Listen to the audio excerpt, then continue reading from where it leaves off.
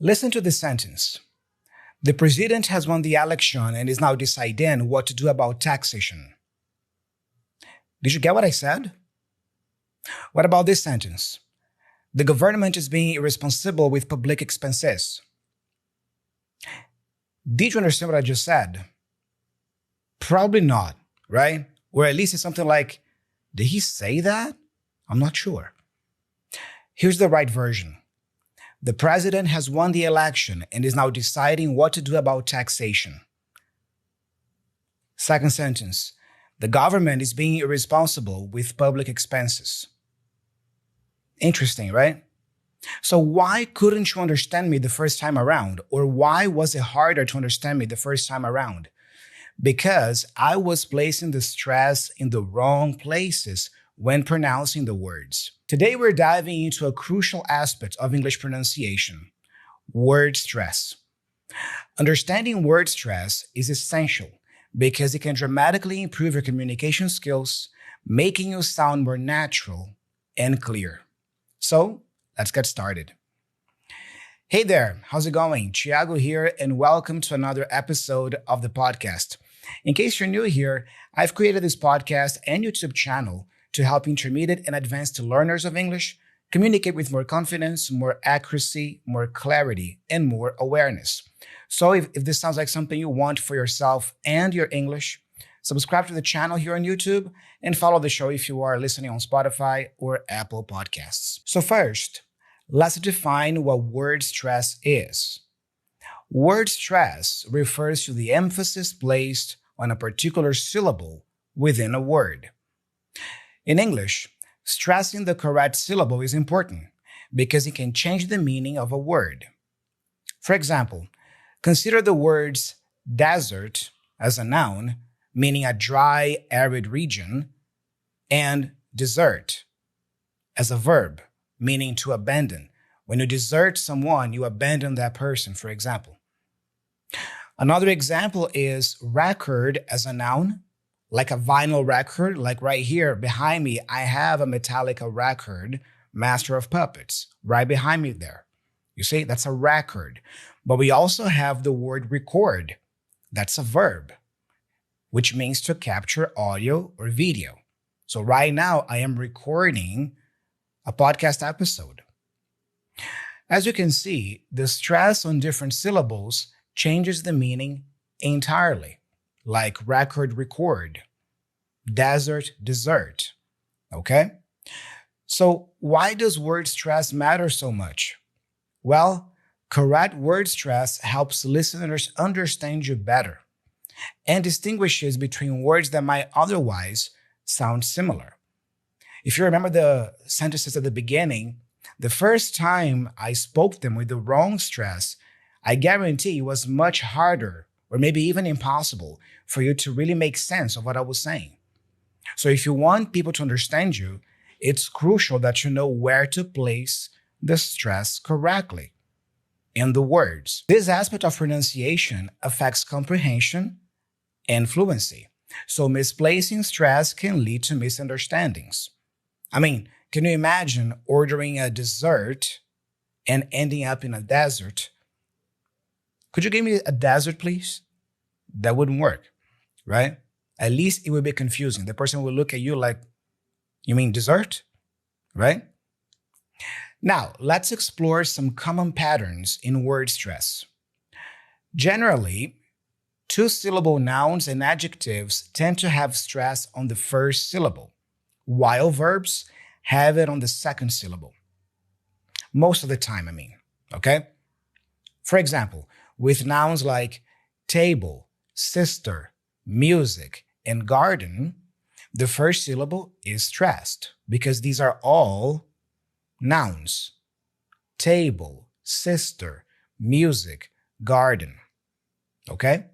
Now, in verbs such as relax, decide, begin, and arrive, the emphasis is on the second syllable. We also have compound words. A compound word is a word that is made up of two individual words. You already have two existing words and you put them together to form another word, let's say. We call it a compound word. In these cases, in compound words, the stress is usually placed on the first part as well. Think of words like blackboard, football, hot dog, and sunshine. You see, we don't say blackboard or football or hot dog or sunshine. You see, it's all in the first syllable. Blackboard, football, hot dog, sunshine. The first part of the compound word carries the stress. We also have words that end in ik, jan, and shun. These usually have the stress on the penultimate or second to last syllable. For example, words like geographic. You see, geographic. It ends in ik, right? Fic. But the stress comes before the last syllable. Geographic. Geographic. Just like athletic. Did you hear that? Athletic. Or precision. Precision. Precision. Or relaxation. Relaxation. Decision. Decision. Decision. Explosion. So explosion. Explosion. And completion. Completion. Completion. So we have geographic, athletic, precision, relaxation, decision, explosion, and completion. Now, let's talk about some tips here for mastering word stress. One effective method is listening to native speakers or native-like speakers and mimicking their word stress patterns. You can use resources like podcasts or audiobooks to expose yourself to different accents and speaking styles. Well, still talking about resources, there are many apps nowadays that focus specifically on pronunciation. One of these apps, by the way, happens to be today's sponsor, ELSA Speak. ELSA Speak is a really cool app that shows your mistakes in English pronunciation and speaking by using advanced artificial intelligence technology. It gives you a score on your pronunciation, fluency, and intonation, and you get precise feedback instantly to each and every single sound. You also get to learn a lot of vocabulary, phrases, and sentences for daily communication. One of the things I love about ELSA Speak is that it has more than 1,000 lessons and more than 40 topics for you to practice your speaking skills with AI. All right, so let me show you what you can do to practice word stress using ELSA Speak. If you go to the topic of intonation, there are many lessons there that allow you to practice intonation. Let's check out this one here, lesson 3. Stress these words: vegetarian, business, and canceled. Let's check it out. Vegetarian. Did you hear that? Listen again. Vegetarian. And now you repeat. Vegetarian.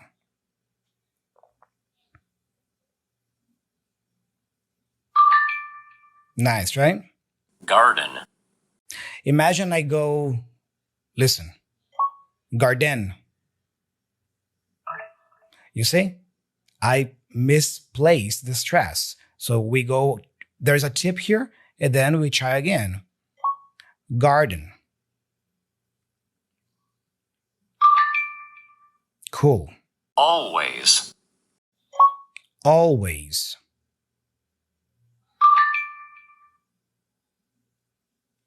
Business. Let's try to mispronounce it again.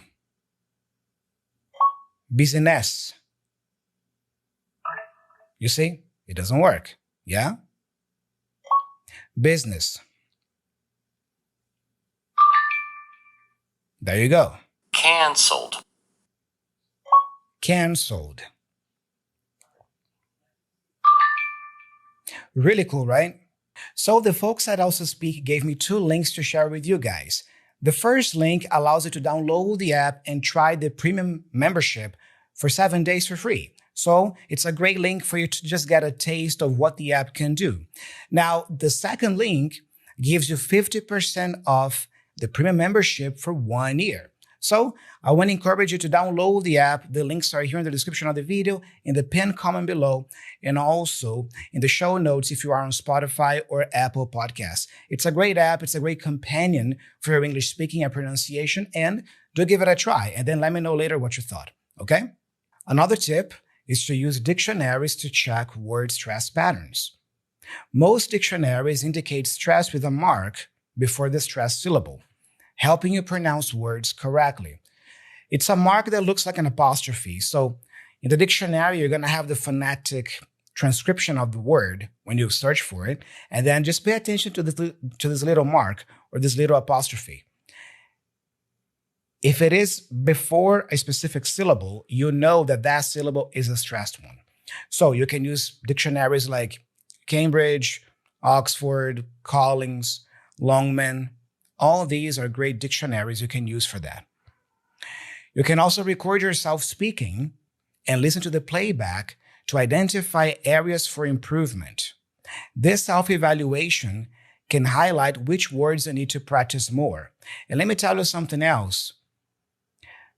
I would say that in most cases, the way you place the stress in your native language is completely different from the way we place the stress in English. So remember that. The tendency is, if you have a word in your native language and there is a specific syllable that you emphasize, chances are that that same word in English will have the stress in a different position, in a different place. So you cannot trust your native language, your L1, for this, because most of the time it will be different. So just learn the way we place the stress in English, okay? Again, dictionaries can help a lot with that. So to recap, we've covered what word stress is, why it is important, also common patterns, and tips for mastering it. Remember that mastering word stress will greatly enhance your clarity and confidence in speaking English. Keep practicing your word stress to communicate with precision and confidence. There's also something called sentence stress, which is looking at the sentence as a whole and then knowing which words to emphasize. This is another topic that I can cover in a future episode. When it comes to stress, you start on a word level, you practice on a word level, and then later you should also practice sentence stress. There are some words in a sentence that are usually emphasized over others, okay? And now, before we wrap up today's episode, let's check out the Learner's Corner. For the Learner's Corner today, I'm going to read an email that I got from Irina once again. Those of you who follow the show here regularly might remember Irina. She sent me an email maybe about a month or 2 months ago, sharing her experience trying to apply for a job in which English was required. And then I asked her in that episode to, keep me posted whether she got the job or not, if she accepted it or not. So she just sent me the follow-up a few weeks ago. So, Irina, here's your second email. Let's read it. Hi, Thiago. This is Irina from Lithuania.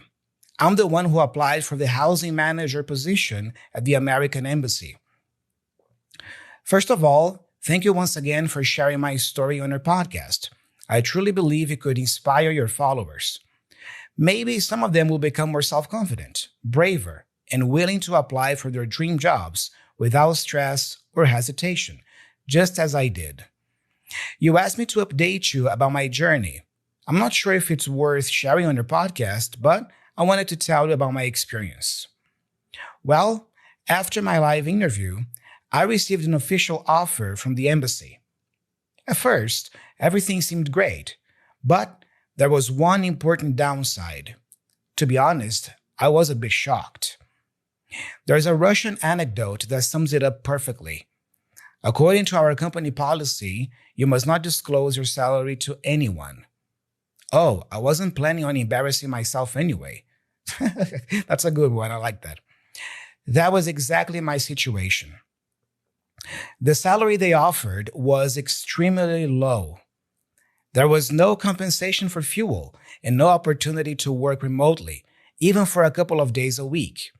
I felt disappointed and embarrassed. Despite this, the HR manager called me to persuade me to join their team.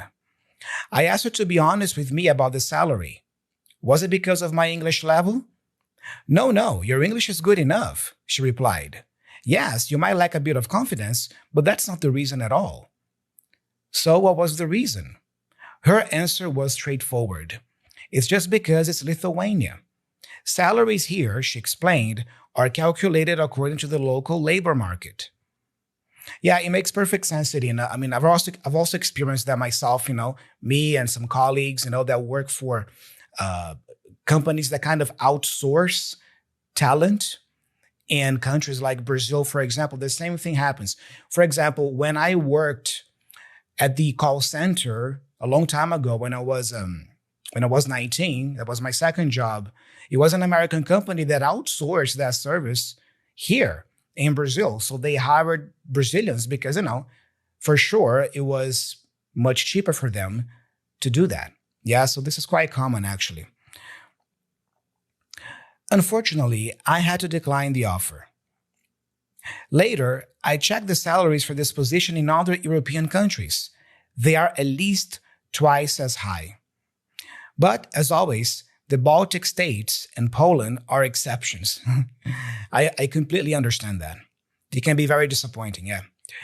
Still, I feel good about this experience. I'm grateful for the opportunity to test my abilities. It's funny, but this was the first time I had a one-on-one conversation with a real American. I understood him and he understood me.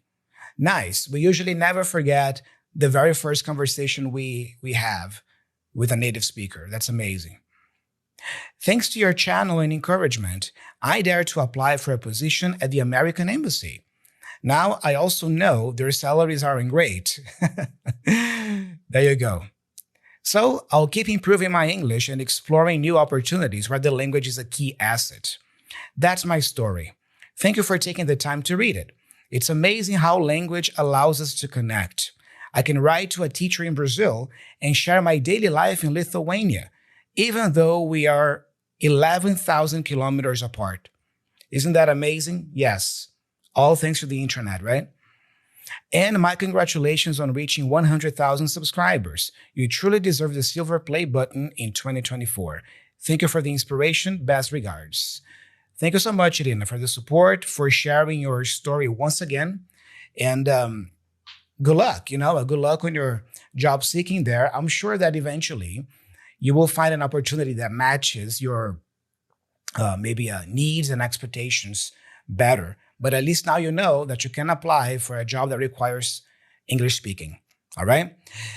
Guys, if you want to do it just like Irina, you can write me an email at hello.teachertiago@gmail.com. Or if you prefer, you can also send me an audio message by going to speakpipe.com/English with Thiago. Okay? Don't forget to check out ELSA Speak. There are 2 great links here under the video and in the show notes that you can try out. The first link allows you to download the app and try the premium version for 7 days free, so you can kind of get a taste of it.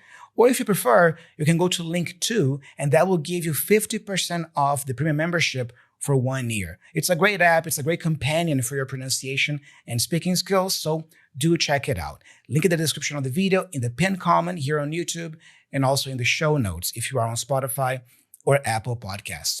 Don't forget to subscribe to the channel here and also follow the show. And I'm Thiago. I'm signing off. Thank you so much. Happy New Year. And I'll speak to you guys very soon. Now I'll talk to you in 2025. All right? So see you soon. Bye-bye.